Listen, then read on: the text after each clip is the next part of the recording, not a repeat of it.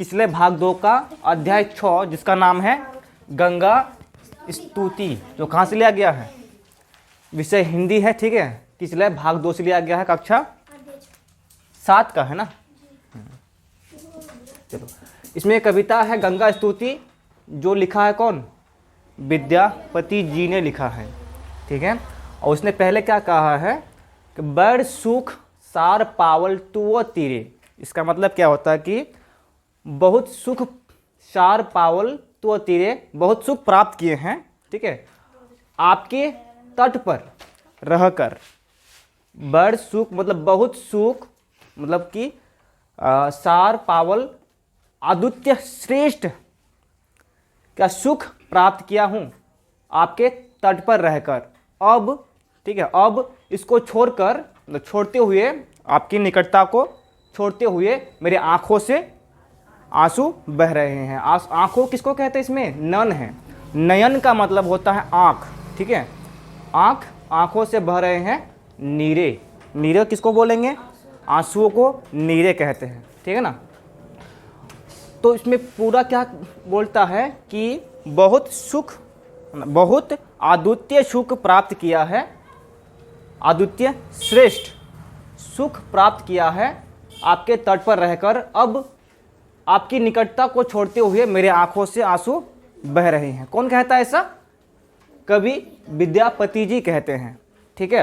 फिर विद्यापति जी दूसरा में क्या बोलता है, कर जोड़ी, मतलब कर जोड़ी क्या, इसमें कर जोड़ी हाथ जोड़कर, ठीक है, हाथ जोड़कर विनम्र मतलब क्या है, प्रार्थना करता हूँ, मैं आपसे हाथ जोड़कर प्रार्थना करता हूँ। विमल तरंगे, विमल क्या होता है, आजकल तो विमल मिलता है ना, टीवी में देखा होगा, केसरी क्या बोलता है जो गुटखा होता है विमल। और इस विमल का मतलब होता है क्या, पवित्र तरंगे।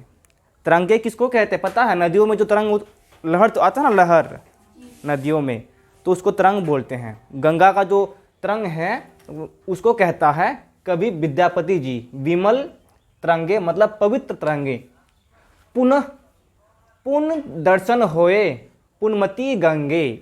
इसका अर्थ ये होता है कि हे पवित्र तरंगे, क्या बोलता है उसमें, हे पवित्र तरंगे, मैं आपसे हाथ जोड़कर प्रार्थना करता हूँ, मैं आपसे हाथ जोड़कर प्रार्थना करता हूँ कि हे पुण्यमयी गंगे, मतलब पुण्य देने वाला, ठीक है। एक होता है पाप, तो पाप करता है वो पाप देने वाला, और ये होता है क्या, पुण्यमती मतलब पुण्य देने वाला। हे पुण्यमयी गंगे, आपका पुनः दर्शन हो। क्योंकि अभी जो है ना, कवि क्या कर रहा था, वो छोड़ के जा रहा था और उसका आंखों से आंसू बह रहा था, और जाते जाते वो क्या सोच रहा था कि आपसे मैं हाथ जोड़ के विनती कर रहा हूँ कि आपका जो है फिर से दर्शन हो, ठीक है। चलो फिर से पढ़ते हैं, चलो। कर जोड़ी बिनमाओ विमल तरंगे पुण्य दर्शन होए पुण्यमती गंगे।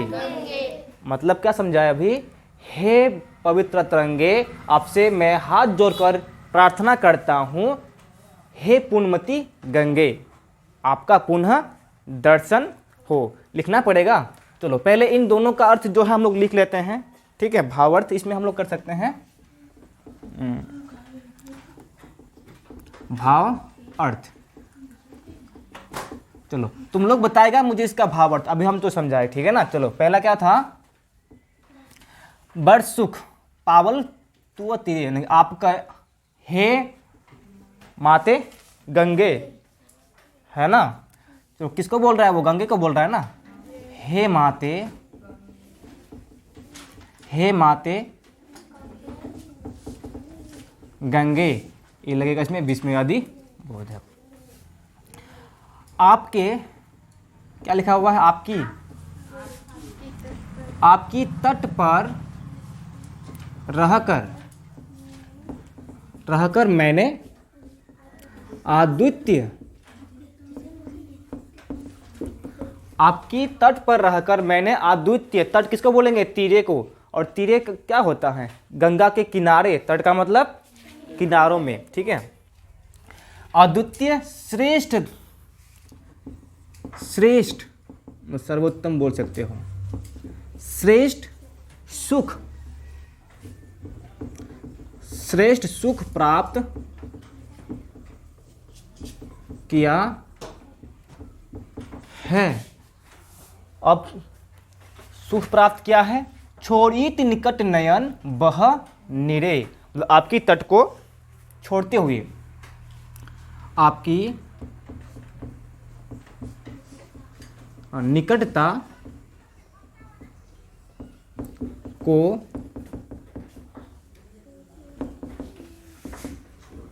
छोड़ते हुए, आपकी निकटता को छोड़ते हुए मेरे आँखों से,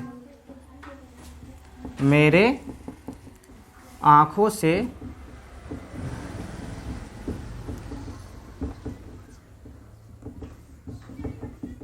आंसू बह रहे हैं, आंसू बह रहे हैं, बह रहे हैं। तो इसका ये हो गया भावार्थ। ठीक है। अब दूसरा में क्या बोल रहा था, वो हाथ जोड़ के प्रार्थना कर रहा था, किससे? पवित्र तरंगों से, गंगा का जो पवित्र तरंग है उनसे प्रार्थना कर रहा था कि उसे जो है ना पुनः दर्शन मिले। वो तो अभी जा रहा है छोड़ के, फिर मतलब कि उसको इच्छा है कि मुझे फिर से दर्शन मिले। तो इसका आप लिखेंगे भावार्थ। अभी भावार्थ नहीं लिखेंगे, भावार्थ लिखेंगे, परिचय नहीं देंगे अभी। परिचय तो हम लोग को पता है ना कि क्या लिए है, ये गंगा की स्तुति, प्रस्तुत पंक्तियाँ गंगा स्तुति कविता से ली गई है, जिसमें कवि विद्यापति जी कहते हैं। इस तरह से मिला के लिख देना है। ठीक है। चलो, कर जोड़ी बिनमाओ, भावार्थ क्या होगा? विमल तरंगे। विमल तरंगे का मतलब हम क्या समझे अभी? डबल लेकर होता है ना। हे मातु, मातु तो नहीं है इसमें, पवित्र, हे पवित्र तरंगे, हे पवित्र तरंगे, मैं आपसे हाथ जोड़कर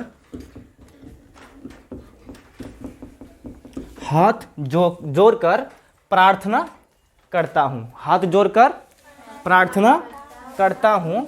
प्रार्थना ऐसे लिखते हैं ना, प्रार्थना करता हूँ।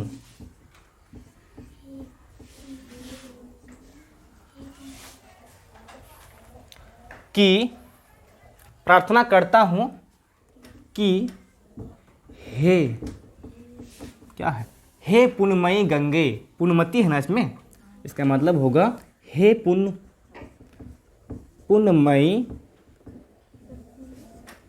पुण्यमयी गंगे,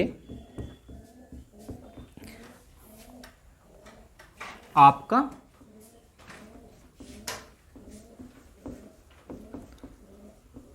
पुनः दर्शन हो, पुनः दर्शन, दर्शन ऐसे लिखते हैं ना, हो। चलो, ये हो गया। अब हम लोग पहले फिर नीचे वाला को समझते हैं। इसमें कवि क्या कहता है? एक अपराध छेमब मोड़ जानी। चलो मेरे साथ पढ़ेगा ना। एक अपराध छेमब मोड़ जानी, परसल माए पाए तुओ पानी। मतलब कैसा लगता है पढ़ने में? चलो, एक अपराध, इसका हम लोग अब भावार्थ समझते हैं। एक अपराध छेमब मोर जानी, मतलब कि मेरा एक अपराध समझकर माफ कर देना। ठीक है। इसमें नीचे अर्थ दिया हुआ है। छेमब का मतलब क्या होता है? क्षमा करना। छेमब का मतलब क्या होगा? क्षमा करना। मतलब कि एक अपराध समझकर, मोर जानी का मतलब क्या होगा? जानी का मतलब होगा समझकर, और मोर का मतलब क्या होगा? मेरा। हम लोग अपनी भाषा में क्या बोलते हैं? मोर तोर बोलता है ना, तो सेम वही अपना भाषा में बोल रहा था। कौन? विद्यापति जी, वो अपने भाषा में लिखा है। ठीक है। तो एक अपराध छेमब मोड़ जानी, मेरा एक अपराध समझकर मुझे माफ कर देना। परसल माए पाए तुओ पानी। परसल का मतलब देखोगे तुम लोग इसमें क्या होता है? परसल का मतलब होता है स्पर्श करना। स्पर्श का मतलब यानी कि हम लोग बोल सकते हैं छूना। किसी को छूते हैं ना, किसी को टच हो जाएगा तो वो भी क्या है, स्पर्शल। यहाँ पर तुम लोग देखो किताब में स्पर्शल का मतलब होता है स्पर्श या छूना, ठीक है। अब इसमें कवि कहता है कि स्पर्शल माय पाय, स्पर्शल माय पाय मतलब मेरा जो पैर है, पाय का मतलब मेरा जो पैर है, माय मतलब मेरा, छू गया, स्पर्श हो गया, किससे, तो वो पानी, आपका पानी से, आपका जो गंगा का जो जल है, गंगा का जल से छू गया है। अब कहने का मतलब यह है कि मेरा एक अपराध समझकर मुझे माफ़ कर देना, क्षमा कर देना, क्योंकि मेरा पैर आपके गंगा के जल से स्पर्श हो गया है, ठीक है। चलो इसका हम लोग का भावार्थ लिखते हैं। भाव अर्थ, हाँ इसमें कौन कह रहा था, विद्यापति क्या कह रहा था इसमें, हे मातु गंगे, हे मातु गंगे, क्या कह रहा था, एक अपराध मेरा, एक अपराध मेरा, एक अपराध मेरा, एक अपराध समझकर, जाने का मतलब क्या हो जाएगा, समझ कर क्षमा कर देना, क्षमा कर देना, क्षमा का मतलब क्या होगा, क्षमा कर देना, छूना यहाँ पे, हाँ वो पर्सल का मतलब होता है ना, स्पर्श होना मतलब जैसे हाथों हाथों में हम लोग क्या कर रहे हैं, हम अभी क्या कर रहे हैं, स्पर्श कर रहे हैं, एक हाथ से दूसरे हाथ को छू रहे हैं, ठीक है, तो ये होता है स्पर्श।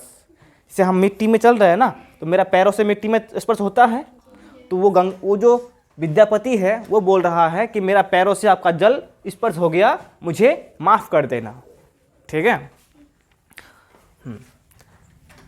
जैसे तुम लोग कभी कभी करते हो, किसी को अगर अपना पैर लग जाता है तो क्या बोलते हो, देखो अधिकतर व्यक्ति क्या बोलता है, सॉरी बोलता है, सॉरी बोलता है, और तुम लोग क्या बोलते हो, तुम लोग कुछ नहीं करते, तुम लोग आदत क्या है ऐसा करता है ना, मतलब कि उसका मतलब क्या है कि मुझे भी खेद है, हम क्षमा मांग रहे हैं आपसे चलो, तो समझकर, मेरा एक अपराध समझकर मुझे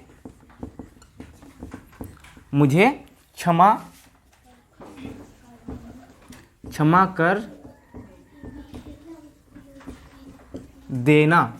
हाँ आगे क्या बोल रहा था, क्षमा कर देना, क्योंकि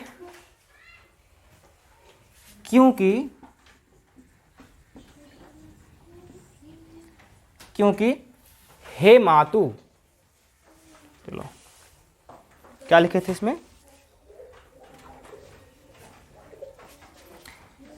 क्योंकि हे मातु आपके पवित्र जल में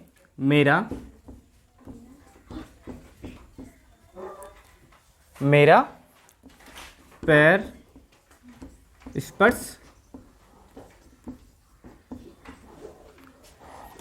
तो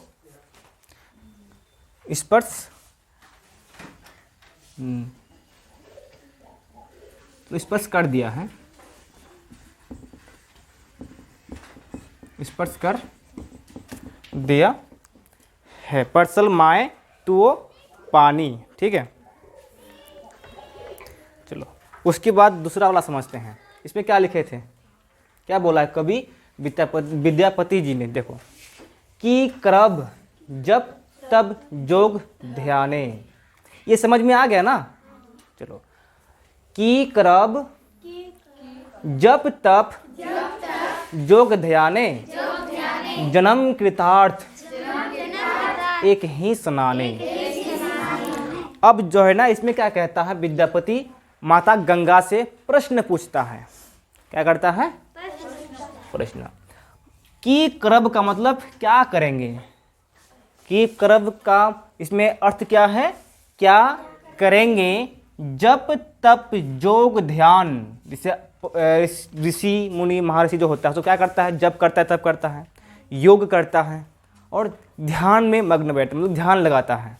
ठीक है, तो इसमें कवि कहता है कि जब तब योग ध्यान करके क्या होगा? ध्यान करके क्या होगा? जब आपके जल में सिर्फ एक बार कोई भी व्यक्ति स्नान करने से वो कृतार्थ हो जाता है। क्या हो जाता है? कृतार्थ नहीं बोलेंगे, कृतार्थ हो जाता है। कृतार्थ का मतलब होता है वो एक तरह से सभी पापों से मुक्त हो जाता है। ठीक है, संसार में व्यक्ति जिसलिए आता है, ठीक है, उसके लिए वो मान लो कि स्वर्ग को प्राप्त हो जाता है एक तरह से।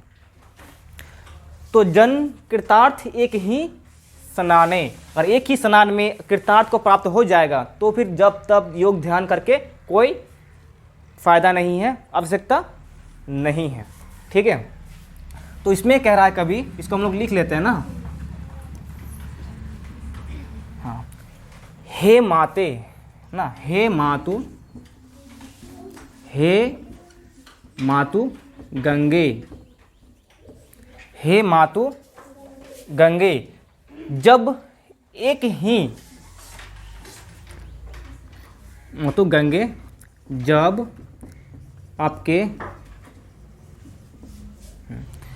आपके अगर स्नान करेंगे व्यक्ति कहाँ करेगा? गंगा का पानी में ना करेगा।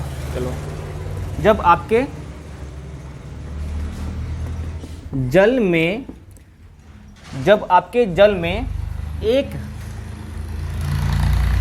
ही बार स्नान करने से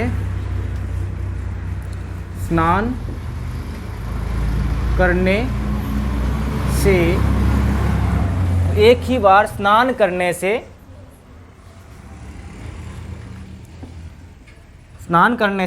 व्यक्ति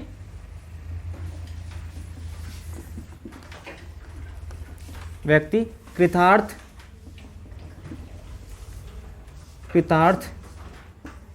हो जाता है। कृतार्थ हो जाता है तो मतलब कि जब तब योग ध्यान, तो जब तब योग ध्यान करने की क्या आवश्यकता है? ठीक है, क्या बोला पढ़ के देखो एक बार। हे मातु गंगे, जब आपके जल में एक ही बार स्नान करने से व्यक्ति कृतार्थ हो जाता है तो जब तब योग ध्यान करने की क्या आवश्यकता है? तो दूसरा वाला क्या है? भनई विद्यापति शमदो तो ही अंतकाल जनु विसरहु मोही। अब इसमें क्या कहता है? भनोई का मतलब है कहते हैं, विद्यापति कहते हैं। ठीक है, विद्यापति कहते हैं। शमदो का अर्थ होगा इसमें प्रार्थना करना। विद्यापति प्रार्थना करते हुए कहते हैं तो ही। ठीक है, अंतकाल जनु विसरहु मोही। इसमें विद्यापति लास्ट में प्रार्थना करते हुए कहते हैं कि अंतकाल में, अंतकाल किसको बोलेंगे? जब व्यक्ति मरण अवस्था में हो, मतलब कि मरने वाला हो, उसका पूरा जीवन समाप्त होने वाला होता है, तब वो कहता है, मतलब कि अभी वो कहता है कि जब मैं मरण हाल में रहूँगा, मृत्यु काल में रहूँगा, उसमें आप मुझे दर्शन जरूर देना, उसमें आप मुझे नहीं भूलना। ठीक है, चलो पढ़ते हैं इसको। भनई विद्यापति शमदो तो ही अंतकाल जनु विसरहु मोही। चलो फिर से इसका अर्थ समझते हैं। कवि विद्यापति आपसे प्रार्थना करते हुए कहते हैं कि अंतकाल में आप मुझे नहीं भूलिएगा। मतलब दर्शन जरूर देना। अंतकाल मतलब क्या होता है? मृत्यु काल में। चलो इसको लिखते हैं ना, लिखने का जगह है कि नहीं? चलो इसको पहले उतार लो, उसके बाद इसको हम लोग लिख लेंगे।